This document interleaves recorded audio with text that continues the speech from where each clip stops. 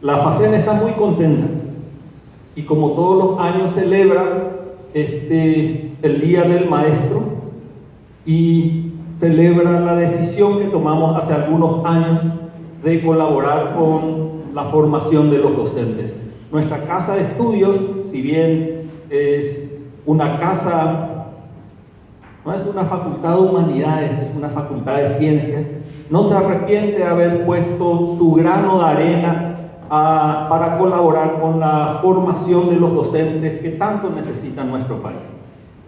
Nosotros en ese sentido estamos comprometidos en acompañarlos en su formación de grado y posteriormente en su formación de posgrado, que en breve estaremos lanzando a consideración de todos ustedes.